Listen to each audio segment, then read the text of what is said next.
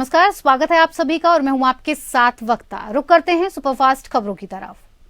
बहुचर्चित दिल्ली आबकारी घोटाला मामले में सीबीआई ने तेलंगाना के मुख्यमंत्री के चंद्रशेखर राव की बेटी और तेलंगाना राष्ट्र समिति की विधान परिषद सदस्य के कविता को समन भेजा है और उन्हें 6 दिसंबर को पेश होने का निर्देश दिया है। वहीं के कविता ने सीबीआई अधिकारियों से कहा कि वो 6 दिसंबर को हैदराबाद में अपने आवास पर उनसे मिल सकती हैं। कविता ने कहा है कि मुझे सीआरपीसी की धारा 160 के तहत सीबीआई ने नोटिस जारी कर मेरा स्पष्टीकरण मांगा है। मैंने अधिकारियों को सूचित कर दिया है कि मैं उनके अनुरोध के अनुसार 6 दिसंबर को हैदराबाद में अपने आवास पर उनसे मिलूंगी। एक दिन पहले के कविता ने कहा था कि हम किसी भी तरह की जांच का सामना करेंगे। अगर जांच एजेंसियां आती हैं और हमसे सवाल करती हैं तो हम निश्चित तौर पर जवाब देंगे। घोटाले में कथित रूप से रिश्वत लेने के मामले में दिल्ली की एक अदालत में ईडी द्वारा दायर रिमांड रिपोर्ट में कविता का नाम आने के बाद उन्होंने कहा था कि वो किसी भी जांच का सामना करने के लिए तैयार हैं। योगी सरकार में कैबिनेट मंत्री और निषाद पार्टी के राष्ट्रीय अध्यक्ष संजय निषाद ने प्रदेश में 3 सीटों पर हो रहे उपचुनाव को लेकर बड़ा बयान दिया। राजधानी लखनऊ में संजय निषाद ने कहा कि मैनपुरी लोकसभा सीट के साथ ही रामपुर और खतौली विधानसभा सीट भी बीजेपी गठबंधन के कब्जे में आएगी। शिवपाल के अखिलेश के साथ जाने पर समाजवादी पार्टी पर निशाना साधते हुए कैबिनेट मंत्री ने कहा कि वो शिवपाल यादव और अखिलेश यादव को अलग अलग नहीं मानते। दिल्ली के एमसीडी चुनावों के लिए कल वोटिंग होगी। दिल्ली के स्कूलों में पोलिंग बूथ बनाने के लिए शनिवार को छुट्टी कर दी गई है। इस संबंध में शिक्षा निदेशालय ने आदेश जारी किया कि इस आदेश में निदेशालय ने इस शनिवार के अवकाश को अगले सप्ताह सेकेंड सैटरडे के अवकाश में समायोजित करने के आदेश दिए।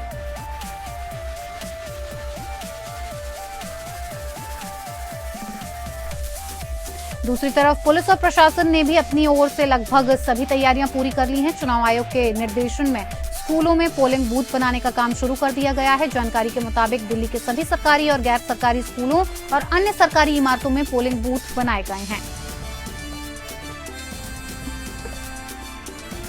इन बूथों के निर्धारण में आम मतदाताओं की सुविधा का खास ख्याल रखा गया है। मतदान के दौरान सुरक्षा के कड़े बंदोबस्त किए गए हैं। सभी मतदान केंद्रों पर त्रिस्तरीय सुरक्षा घेरा तैयार किया गया है। इसके लिए दिल्ली पुलिस के साथ पैरामिलिट्री फोर्स की भी तैनाती की गई है। संवेदनशील बूथों पर पर्याप्त संख्या में पुलिस बल भी तैनात किया गया है। दिल्ली एम्स सर्वर हैकिंग मामले में बड़ा खुलासा हुआ है। इस मामले के तार दूसरे देशों से जुड़ने नजर आ रहे हैं। माना जा रहा है कि इसकी साजिश चीन से हुई है। दिल्ली पुलिस ने फिलहाल इन्फेक्टेड सर्वर को सेंट्रल फॉरेंसिक लैब भेज दिया है। जल्दी इसकी रिपोर्ट आ सकती है। रिपोर्ट आने के बाद हैकिंग के सोर्स का भी पर्दाफाश होगा। दिल्ली एम्स के अलग अलग कुछ सर्वर हैक किए गए थे, जिनमें से कुछ को रिकवर कर लिया गया है। दिल्ली पुलिस आधिकारिक तौर पर अभी इस मामले में कोई खुलासा नहीं कर रही है। सूचना प्रौद्योगिकी राज्य मंत्री राजीव चंद्रशेखर ने कहा कि एम्स का सर्वर 8 दिन तक हैक रहना कोई मामूली घटना नहीं है। सर्वर हैकिंग के पीछे बड़ी साजिश होने की संभावना है। ऐसे मामलों को लेकर डिजिटल डेटा प्रोटेक्शन बिल लाया जाएगा।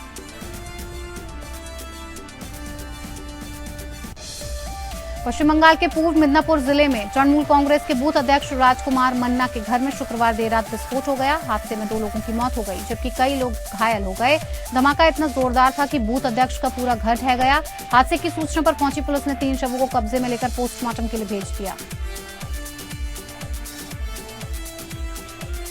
जबकि गंभीर रूप से घायल दोनों व्यक्तियों को अस्पताल में भर्ती कराया गया। पुलिस घटना की जांच पड़ताल में जुटी है। आपको बता दें कि पूर्व मेदिनीपुर जिले के कांथी में आज टीएमसी के राष्ट्रीय महासचिव अभिषेक बनर्जी की जनसभा है। जनसभा से पहले शुक्रवार देर रात टीएमसी के बूथ अध्यक्ष राजकुमार मन्ना के घर में विस्फोट हो गया। हादसे में बूथ अध्यक्ष राजकुमार मन्ना सहित 3 लोगों की मौत हो गई, जबकि 2 गंभीर रूप से घायल हो गए। धमाके की आवाज सुनकर आसपास के लोग मौके पर पहुंच गए।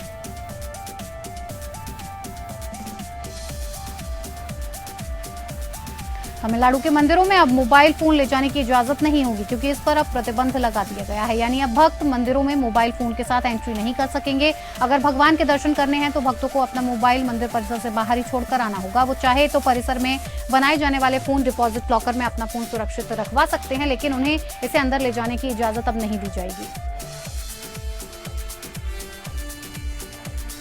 मद्रास हाईकोर्ट ने तमिलनाडु के मंदिरों में मोबाइल पर बैन का फैसला दिया है। हाईकोर्ट ने राज्य सरकार को निर्देश दिया है कि मंदिरों में भक्तों द्वारा फोन ले जाने पर प्रतिबंध को सुनिश्चित करें। ये फैसला देते हुए कोर्ट ने कहा कि मंदिरों में मोबाइल के इस्तेमाल पर रोक लगाने के कदम इसलिए उठाया गया जिससे पूजा स्थलों की पवित्रता और गरिमा बनी रहे, लोगों को कोई असुविधा न हो। इसके लिए मंदिरों में फोन डिपॉजिट लॉकर स्थापित किए जाएंगे ताकि दर्शन के लिए आने वाले सभी भक्त अपने फोन यहाँ सुरक्षित रखवा सकें।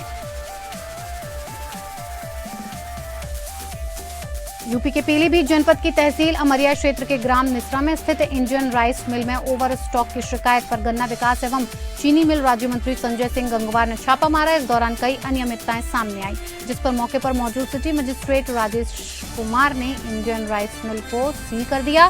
सिटी मजिस्ट्रेट राजेश कुमार ने बताया कि राइस मिल में ओवर स्टॉक मिला है, साथ ही मंडी शुल्क की चोरी का ध्यान रखा गया था। पीलीभीत मंत्री ने राइस मिल पर छापा मारा। फर्रुखाबाद के शमशाबाद में भाजपा के कार्यकर्ता सम्मेलन में राष्ट्रीय अध्यक्ष ओम प्रकाश राजभर ने नए पैंतरे देखने को मिले। राजभर न अखिलेश यादव के खिलाफ मुखर थे, न सीएम योगी के खिलाफ। मैनपुरी उपचुनाव को लेकर उन्होंने कहा कि उनके उम्मीदवार रमाकांत कश्यप का पर्चा खारिज होने के बाद उन्होंने किसी को आशीर्वाद नहीं दिया है। राजभर ने नीतीश के भाजपा और राजद से गठबंधन, सपा और बसपा के गठबंधन और भाजपा और महबूबा मुफ्ती की पार्टी के गठबंधन का उल्लेख करते हुए कहा कि राजनीति में सब कुछ संभव है। राजनीति में न कोई स्थायी दुश्मन होता है और न किसी का कोई दोस्त। लखनऊ के हजरतगंज टीएम आवास के बगल में यूपी कोऑपरेटिव बैंक में शॉर्ट सर्किट से 8वें तल पर आग लग गई। सूचना मिलने पर मौके पर पहुंची दमकल की गाड़ियों ने आग पर काबू पा लिया।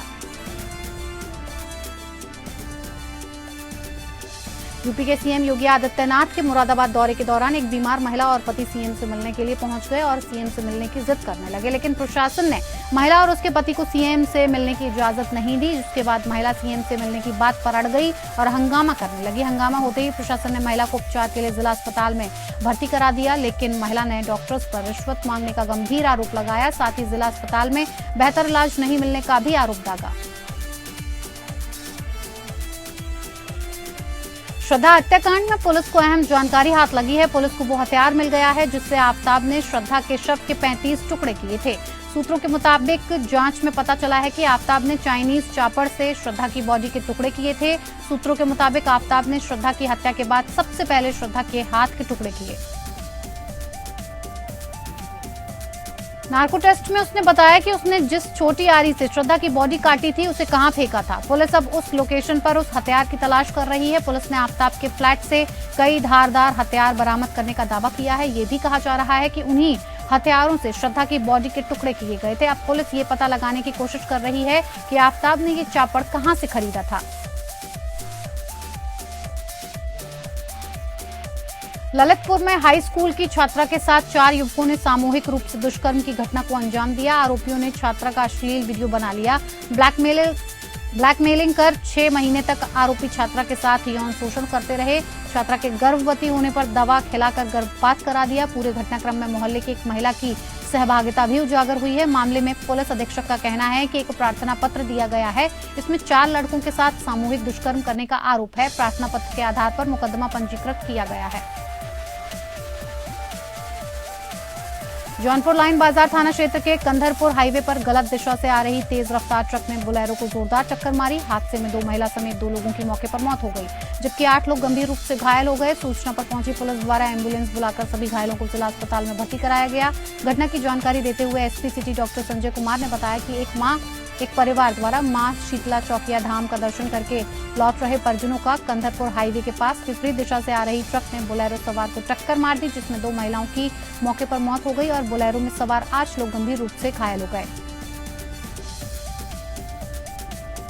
बाराबंकी के सफदरगंज थाना क्षेत्र में सफदरगंज चौराहे पर भीषण सड़क हादसा हुआ। तेज रफ्तार प्राइवेट एम्बुलेंस ने 2 बाइक सवारों को जोरदार टक्कर मार दी। हादसे के बाद अनियंत्रित एम्बुलेंस डिवाइडर पर चढ़ गई, बुरी तरह क्षतिग्रस्त हो गई। वहीं हादसे में एक की दर्दनाक मौत हो गई, 3 अन्य गंभीर रूप से घायल हो गए। सूचना मिलने पर मौके पर पहुंची पुलिस ने घायलों को अस्पताल में भर्ती कराया।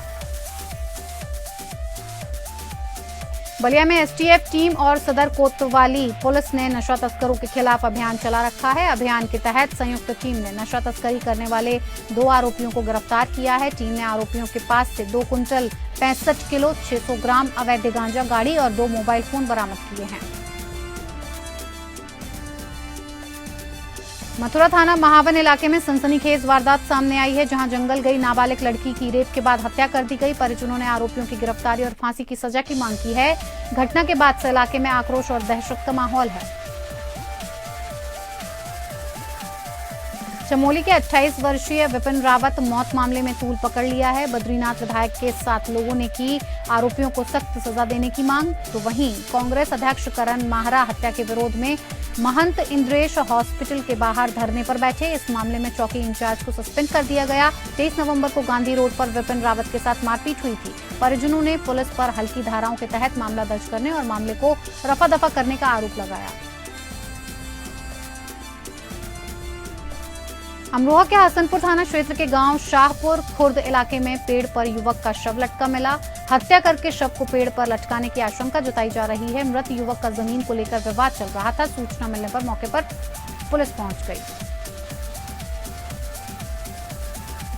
आजमगढ़ में तहबरपुर थाना के शिवरामपुर के पास प्रेम प्रसंग के मामले को लेकर एक युवक को दूसरे पक्ष ने गोली मार दी। गोली युवक के कमर के पास लगी, जिसके बाद घायल युवक को स्थानीय स्वास्थ्य केंद्र में भर्ती कराया गया, जहां से उसे जिला अस्पताल भेजा गया, जहां युवक का इलाज चल रहा है। घायल राही यादव के मुताबिक वो शाम को घर लौट रहा था। उसी समय आशीष व सुमित उसका पीछा करने लगे और एकांत स्थान पर उस पर फायरिंग चलाना शुरू कर दी। घायल युवक किसी तरह अपने घर पहुंचा, जहां परिजनों ने उसे अस्पताल में भर्ती कराया। कुशीनगर की नेबुआ नौरंगिया थाना क्षेत्र के नौरंगिया के नौका टोला में नहर से एक दिव्यांग बच्ची का शव मिलने से सनसनी फैल गई। परिजनों ने बच्ची की हत्या का आरोप लगाया है। पीलीभीत के थाना अमरिया क्षेत्र के माधोपुर गांव में गेहूं के खेत में 8 साल की बच्ची का शव मिलने से हड़कंप मच गया। बच्ची बीती शाम परिजनों के साथ मेला देखने गई थी, जहां बच्ची अचानक गायब हो गई। सुबह परिजनों की तलाश करने पर बच्ची का शव खेत में पड़ा मिला। सूचना मिलने के बाद मौके पर पहुंची पुलिस ने मामले की जांच करना शुरू किया। अलीगढ़ के थाना सिविल लाइन क्षेत्र अंतर्गत जिला न्यायालय में उस समय हड़कंप मच गया जब वारंट रिकॉल कराने गए एक व्यक्ति को जज ने जेल भेजने के लिए आदेश दे दिया, जिसके बाद उस युवक ने न्यायालय की छत से छलांग लगा दी और घायल हो गया। घटना के बाद कोर्ट में हड़कंप मच गया। मौके पर मौजूद पुलिसकर्मियों ने आनन फानन में उक्त युवक को पकड़ लिया और इलाज के लिए अस्पताल में भर्ती करा दिया। बरेली में सीएमओ की फर्जी मोहर लगाकर खरीदारी का मामला सामने आया है, जहां सीएमओ की फर्जी मोहर और साइन से अल्ट्रासाउंड मशीन खरीद का मामला सामने आने पर स्वास्थ्य विभाग बैकफुट पर आ गया है। सीएमओ बलवीर सिंह का कहना है कि इस मामले में मुकदमा दर्ज कराया जाएगा। उन्नाव जिले के मियागंज सीएचसी में सरकारी दवाएं कूड़े के ढेर में मिलने का वीडियो वायरल हो रहा है। 1 महीने पहले भी एक्सपायरी डेट की लाखों की सरकारी दवाएं कूड़े में व अधजली मिली थी। मामला सामने आने पर सीएमओ ने जांच के आदेश देकर कार्रवाई का आश्वासन दिया था, जिसके बाद 2 सदस्यीय टीम ने जांच कर रिपोर्ट सीएमओ को दी थी, पर रिपोर्ट के बाद भी कोई कार्रवाई नहीं हुई। स्थानीय लोगों का आरोप है सरकार गरीबों को मुफ्त दवा भेज रही है, लेकिन स्वास्थ्य विभाग के कर्मचारी दवा को कूड़े में फेंक रहे हैं और डॉक्टर अपनी जेब भरने के लिए मरीजों को बाहर की महंगी दवा लिख रहे हैं। महोबा शहर के छबमनपुर इलाके में विद्युत शॉर्ट सर्किट के चलते एक मकान में भीषण आग लग गई और इस अग्निकांड से मकान में रखा सारा सामान जलकर राख हो गया। तड़के मकान में लगी आग से मौजूदा लोगों ने घर से बाहर निकलकर अपनी जान बचाई और पड़ोसियों की मदद से बमुश्किल आग बुझाई गई, लेकिन तब तक तकरीबन 2.25 लाख रुपए कीमत का सामान जलकर राख हो चुका था। पीड़ित ने प्रशासन से आर्थिक मदद और मुआवजे की मांग की है। बस्ती में बिजली विभाग कर्मचारियों की हड़ताल से लोगों को परेशानियों का सामना करना पड़ रहा है। हड़ताल की वजह से अहमद कुदरहा, महसो, दुबौलिया, बनकटी सहित कई फीडर बंद हैं। बिजली की फॉल्ट से ये सभी फीडर बंद हैं। कर्मचारी निजीकरण और कर्मचारी उत्पीड़न को लेकर हड़ताल पर हैं। 12 घंटे से डीएम आवास, डीआईजी ऑफिस और पुलिस लाइन की भी लाइट खराब है।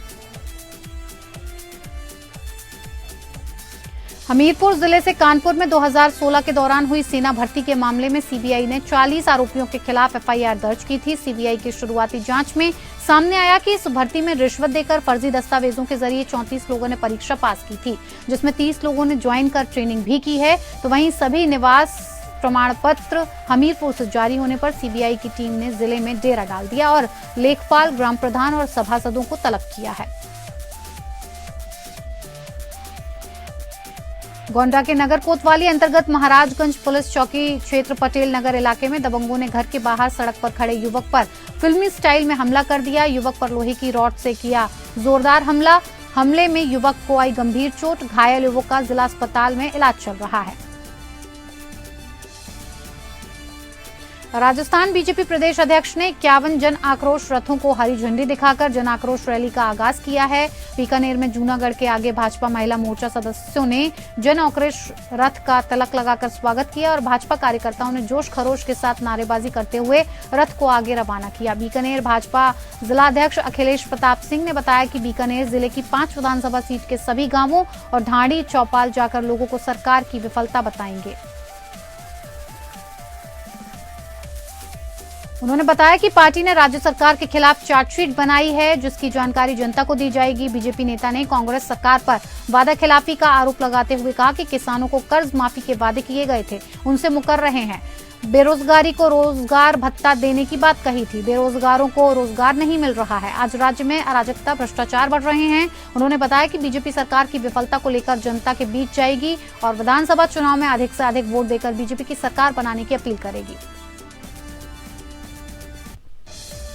राजस्थान के सीकर में एक बार फिर से गैंगवार देखने को मिला है। उद्योग नगर थाना क्षेत्र में अज्ञात बदमाशों ने गैंगस्टर राजू ठेहट की गोली मारकर हत्या कर दी। बदमाशों ने राजू ठेहट के घर के पास ही वारदात को अंजाम दिया। बदमाशों को भागते हुए सीसीटीवी फुटेज भी सामने आ गया है जिसमें फायरिंग करते हुए बदमाश नजर आ रहे हैं। सूत्रों के अनुसार राजू ठेहट की पूर्व में आनंदपाल गैंग में रंजिश चल रही थी। इस समय आनंदपाल गैंग और लॉरेंस बिश्नोई गैंग एक साथ मिलकर काम कर रहे हैं। लॉरेंस बिश्नोई गैंग ने ही राजू ठेहट की हत्या की जिम्मेदारी ली है। यही नहीं, वारदात को अंजाम देकर भाग रहे बदमाशों ने राह चलते 2 लोगों की भी गोली मारकर हत्या कर दी जिसमें एक व्यक्ति की मौत हो गई जबकि एक घायल है। कुल 50-60 राउंड के करीब बदमाशों ने फायरिंग की। जानकारी के अनुसार उद्योग नगर थाना क्षेत्र के पिपराली रोड पर गैंगस्टर राजू ठेहट का घर है। आज सुबह राजू ठेहट अपने घर के बाहर निकला था, तभी पहले से घात लगाए बैठे अज्ञात बदमाशों ने उस पर गोली मार दी।